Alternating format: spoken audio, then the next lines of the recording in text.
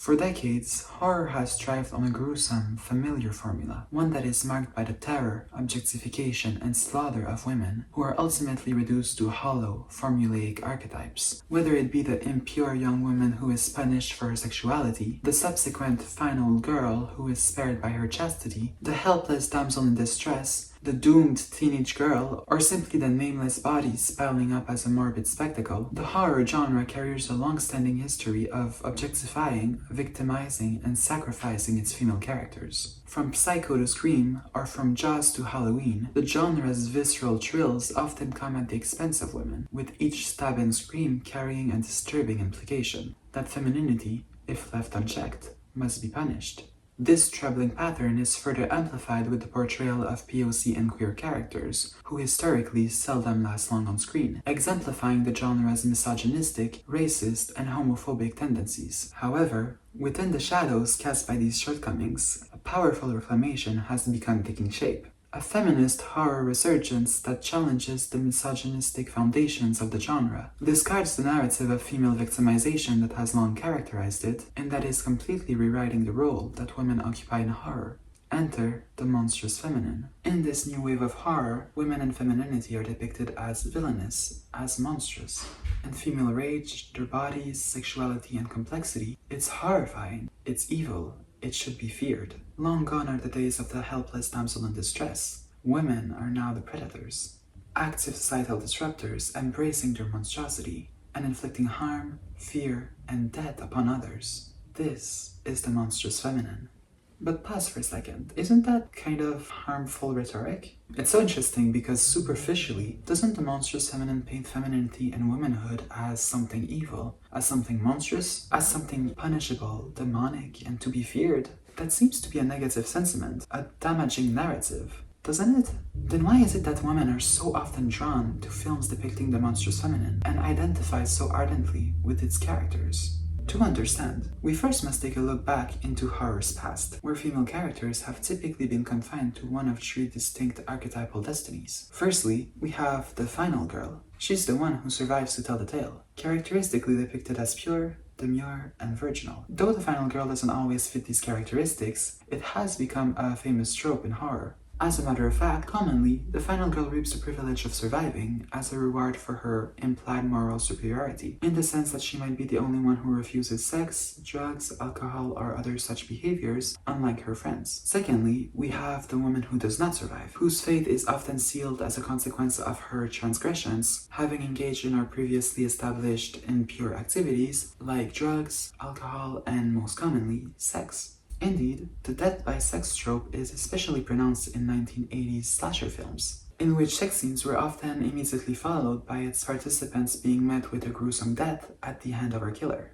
And finally, we have a third type of woman, one who seizes her power into her own hands, unleashing terrors onto her oppressors, and turning the table as the wielder of horror rather than its victim. As you might have guessed, our monstrous feminine protagonists usually fall into this category. This final archetype resonates with many, especially when contrasted against the other two. And to answer our earlier question, but I think that the reason why women are so often drawn to the monstrous feminine is that, put quite simply, they would rather be feared. What I mean by this is that they don't want to be the pure final girl who gets rescued, nor the impure one who gets punished and killed. They would rather be the one who not only survives the narrative, but commands it, unleashing chaos and horror onto those who wronged them, and reveling in the power that comes from defiance over submission. And it makes sense that when contrasted with the meek portrayals of women that have long dominated the horror genre, a genre that has so often victimized and sacrificed its female characters, these monsters are refreshing, not to mention more complex and interesting as characters. These monsters offer a sort of escapism. They draw us in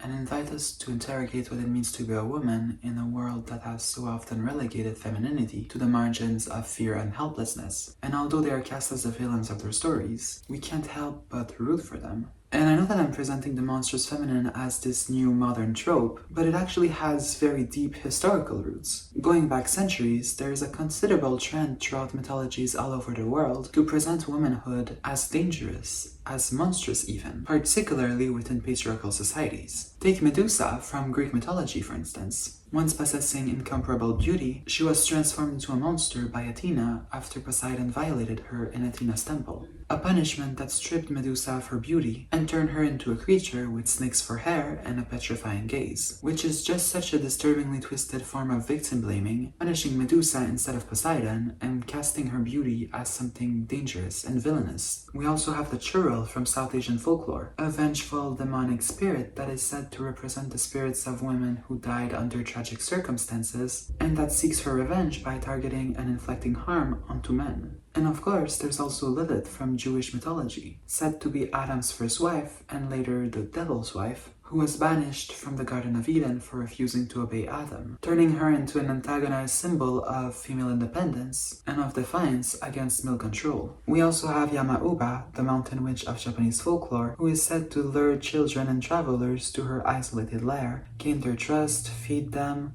only to ultimately devour them when they're least suspecting. In that sense, Yama-Uba embodies the complete antithesis of a mother figure, with her nurture and care being twisted into predation and cruelty. These figures, alongside so many others, were meant to incite fear and distrust, to blame and villainize women, and to serve as cautionary tales to keep women in line. And this sort of dangerous woman propaganda is so prevalent in myths and folklore all around the world. I could honestly make a whole video about it. However, for this video, I will be focusing on more modern takes of the monstrous feminine, particularly within the horror genre, and more specifically, we'll be unpacking 4 distinct recurring tropes within this category. So without further ado, let's get into it.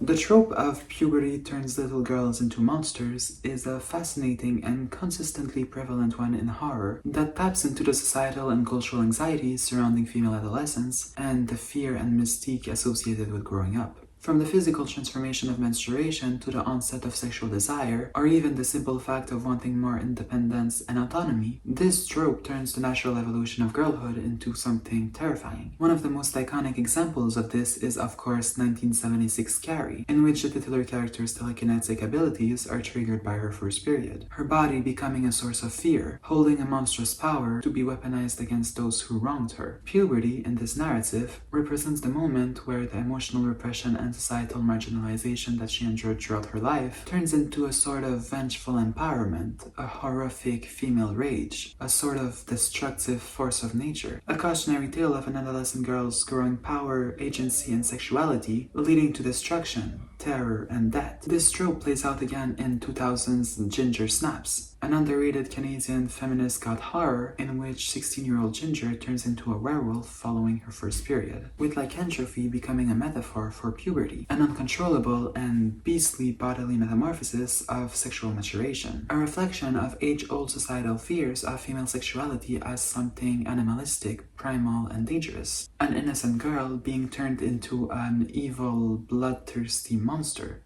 And of course, any discussion of teenage girl monsters would be incomplete without considering one of our most significant examples, Jennifer from Jennifer's Body. After enduring a violent and traumatic event that leaves her possessed by a demon, adolescent Jennifer begins to lure, seduce, and devour her male classmates to feed the demon that is inhabiting her. Jennifer's body, and by extension her sexuality, becoming her weapon. Though the film was initially largely overlooked during the years following its release, it has since undergone an important reclamation and celebration, emerging as a pioneer of the feminist horror renaissance. Its critiques of the fetishization of female adolescence, alongside its depictions of the power and dangers that exist in manipulating the male gaze that had sought to objectify you, rendered the film a cult classic of the feminist horror sphere. Adolescence, for Jennifer, is a monstrous gateway, one that transforms her into a literal monster, but it also grants her a form of power, the control over her body and her narrative. The film criticizes and subverts the classic horror trope of the virginal final girl,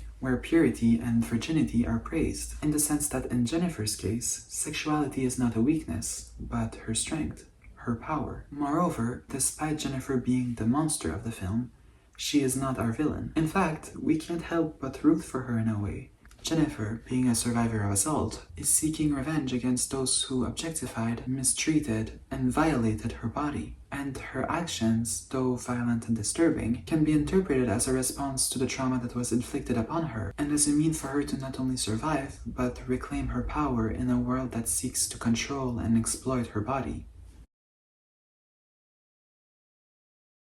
The female vampire's monstrosity stems not only from her insatiable thirst for blood, but also from her active defiance of the social order via her weaponization of sexuality and femininity. By luring, seducing, and subsequently draining the life out of her victims, the female vampire embodies the fear of women who refuse to be restrained, with her beauty, power, and immortality presenting a direct menace to the patriarchal order. Additionally, as stated by Barbara Creed, the leading writer in the field of the monstrous feminine, the female vampire is monstrous because she draws attention to the female blood cycle and she reduces her captives to a state of embryonic dependency in which they must suckle blood in order to live. One of the most pertinent examples of this archetype lies in 1983's The Hunger, starring Catherine Deneuve, Susan Sarandon, and David Bowie, with the character of Miriam Blaylock, played by Deneuve, epitomizing the eternal seductive vampire who feeds on humans to maintain her youth and beauty. Although Miriam is immortal and ageless, the vampires that she creates are not. Yes, their lifespans are prolonged for a few centuries thanks to the transfusion of vampire blood, but unbeknownst to them, they eventually expire, unlike their immortal maker, who collects them in her attic, preserving their bodies in coffins. Miriam has been turning her lovers into vampires for centuries, but one by one, they perish, and she replaces them. Her current lover, John, is under the impression that he will be ageless and beautiful for eternity like his maker, but he gets his hopes crushed when out of the blue, after 500 years of vampire-induced youth, he begins to age, rapidly becoming weaker and older. Miriam and John seek out the help of Sarah, a doctor who specializes in the process of aging, but unexpectedly, Miriam kind of falls in love with Sarah and puts John to the side. And this is what makes Miriam monstrous. Of course, she's a cannibalistic vampire who feeds on humans to stay young and immortal, but she's also this sort of parasitic F-boy, this emotional and psychological predator who systematically seduces people, both sexually and with the false promise of eternal life, who she uses for a few centuries, only to ultimately throw them aside and replace them when they are betrayed by the revelation of the finiteness of their vampiric life. And her lovers aren't merely romantic partners, they're commodities, created and preserved in death as in life, as objects of her eternal collection, kept in the trophy room that is her attic. Her desire lies not only in the longing of youth, beauty, and power, but also in the perverted possession of the bodies of others. Yet, to cast Miriam as a pure antagonist wouldn't be accurate. Through her love affair with Miriam, we see a rare vulnerability emerge from Miriam, the reason why she does what she does, a longing that reveals her deepest anguish, that is, the fundamental human fear of being alone. It is this fear that drives her from one lover to the next, a desperate attempt to starve off the isolation that she's so terrified of. And it's interesting because it seems that Miriam only exposes this vulnerability to Sarah, who will ultimately become her undoing. A tragic irony representative of Miriam's existence, of opening her heart for the first time, only to have it shattered. Another exploration of the female vampire emerges in 2014's A Girl Walks Home Alone at Night, an Iranian vampire western directed by Anna Lili Amerpour. The vampire, known simply as the girl, roams the street of an eerie, desolate town, embodying a fantasy that most women are unfamiliar with. That is, the freedom to walk alone at night, unhindered by fear or danger. And whenever she stumbles into situations where she does encounter predatory men, the girl turns the tables, and it is her that becomes the predator. It's really subversive in this sense, completely flipping the framework of the female victim and the male aggressor that we're familiar with, and inverting the power dynamic on its head. The girl, who is monstrous not only by virtue of her vampirism, but by her deviation from cultural feminine ideals, finds her freedom and her power in her monstrosity and deviation. The trope of the monstrous mother has long disrupted the nurturing image traditionally associated with motherhood, transforming the figure of warmth and protection that we're so familiar with into a source of dread and horror. Indeed, horror cinema has a long tendency of turning their maternal figures into embodiments of possessiveness, control, and even violence. One movie that epitomizes the monstrous mother archetype is none other than 2009's Coraline, particularly through the character of the other mother. In this film, Coraline's other mother initially lures her in with warmth, love, and a beautiful home, a seemingly utopic escape from her mundane daily life. But the facade quickly collapses and gives way to a predatory figure who seeks to trap Coraline in her alternate world and keep her for herself and herself only. Even her physical appearance mirrors this narrative evolution. We first meet the other mother as a warm, smiley, beautiful version of Mel Jones, Coraline's real mom, only for her to progressively become slenderer, taller, and uglier, ultimately unveiling herself to us as her true form. A sort of skeleton arachnid hybrid who lures children in to consume their flesh for strength, collecting their souls as her forever prisoners. In that way, the other mother is monstrous because she portrays an utmost exaggerated version of possessive motherhood, one that offers love and care, but only conditionally and with the expectation of obedience and complete submission. Like other monstrous mothers, she is all-consuming, discontent to simply nurture, but rather seeks to devour, to annihilate her child. Or similarly, in 1981's Mommy Dearest, Joan Crawford is depicted as a mother whose strict, controlling, and abusive parenting eclipses any semblance of the warm and nurturing qualities typically associated with motherhood. And what makes this film even more powerful is its semi-autobiographical nature, given that the film is heavily influenced by the memoir of the same name, written by Christina Crawford, Joan's daughter, with whom she shared a notoriously tumultuous relationship. And this is a little tangent, but this is something I learned while researching for this video, and I wanted to share it with you. So apparently, Joan Crawford had 4 adopted children, of which Christina was the eldest. Well, upon Joan's death, Christina, alongside her brother Christopher, both discovered that they had been intentionally disinherited, having been completely left out of their mother's more than $2 million will, which would be equivalent to around $10 million today. Indeed, in her will, Joan stated, and I quote, "It is my intention to make no provision herein for my son, Christopher, and my daughter, Christina, for reasons which are well known to them." And what's worse is that her other 2 adopted children, Cindy and Kathy, were both awarded $77,500, which today would be equivalent to around $400,000. So yeah, I can only imagine how awkward that will reading must have been. But anyways, in Mommy Dearest, Joan Crawford is depicted as an alcoholic, controlling, toxic, and violent mother, cast in the role of a villain